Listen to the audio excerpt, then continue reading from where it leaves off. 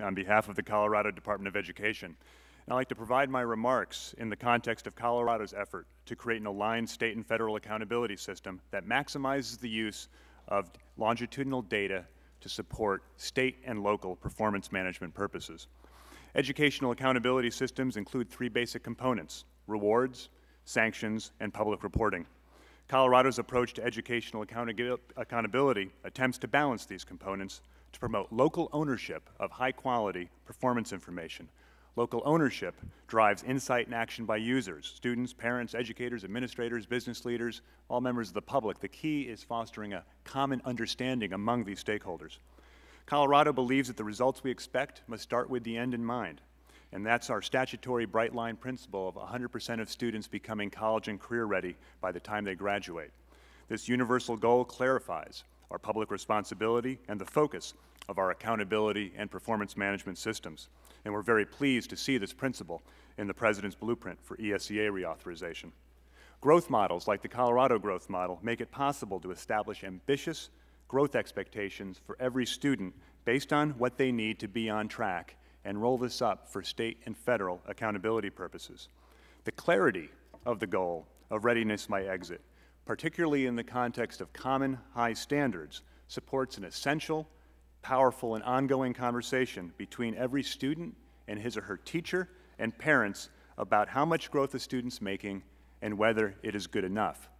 Most important is a conversation about how each student, teacher, and parent must work together to ensure that goals and standards are met. And I refer to the capacity to constructively engage in this fundamental conversation, using information effectively to make adjustments and achieve goals as performance management capacity. This is the essential role of state longitudinal data systems. The key function: help parents constructively engage with educators and become knowledgeable choosers of schools. The availability of outstanding instructional improvement in social collaboration technologies and incentives for using them, particularly through initiatives focused on educator effectiveness, represent vital tools for bringing about breakthrough improvements in performance. Thanks to advantageous timing, major advances in technology coinciding with Race to the Top, the nation's in a position to provide students and teachers the tools they need to achieve the results we expect. And we believe that we're primed to bring about breakthrough educator collaboration about performance and practice. Underpinning this collaboration in Colorado is a new and public conversation about performance fostered by SchoolView and the Colorado Growth Model. SchoolView and the Colorado Growth Model are state-owned tools that run on open source software, and we're happy to share them with other states at no cost. And we're pleased that several other states have already adopted our growth model, promoting cross-state collaboration and comparisons. Massachusetts, Indiana, Arizona, and I just learned that Wisconsin will be adopting the growth model as well that we've developed. What I'm going to do is just show you a quick demonstration of what the public has access to. And you've got screenshots of the password-protected version in my testimony. And of course, that is secure data that only educators have access to, but that does allow an educator to get down to an individual student and have a conversation with mom and dad about how a child's progress is doing. The next key step is merging that with instructional resources so every teacher and student can be engaged in information about how each child is progressing. I'm going to quickly bring up two districts. First, I want to orient you to the basic four-quadrant diagram that we always use. We look at growth on the horizontal axis and achievement on the vertical axis so that we can understand schools' performance in a simple manner. I'm going to pick Adams 14 School District, and then I'm going to go ahead and pick Pueblo School District, and we're going to contrast two middle schools.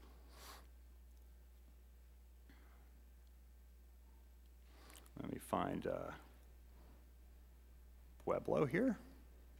And you've got the screenshots of this as well. I'm going to go and choose only middle schools. And this is a nice tool just to help benchmark performance. The horizontal line in the middle reflects the average percent proficient or advanced in the state of Colorado. The vertical line is at 50th percentile growth. That's a year's growth in a year's time. I'm going to highlight two schools. As we can see, we've just highlighted Kearney Middle School. with an enrollment of 470, a little bit below average in achievement, 44% proficient or advanced. Median growth percentile of 74. That means students at Kearney, the typical child here, makes as much progress or more than 74% of kids in Colorado with the same starting point. Here, in a school that's a little bit above average in achievement, Corwin International Magnet School, the median growth percentile is 28, meaning the typical student in Corwin is only growing as well as 28% of the kids in Colorado with the same starting point. Now we can go ahead in here, and this, of course, is all anonymous data at this point. We're going to disaggregate by other groups, and we can see that students eligible for free or reduced price lunch are growing at the 29th growth percentile, meaning they're only doing as well as 29% of the kids in the state with the same starting point. We go up a level, and we can take a look at this school, which again would have lower achievement, but much higher growth, and take a look at students in the other group category here, and we can see that for low-income students at Kearney, their growth percentile is 74.5, meaning they've got very high growth, making very high progress, even though in our current system of looking at AYP, both of these schools will look the same, though we can see that there are dramatically different growth rates among them.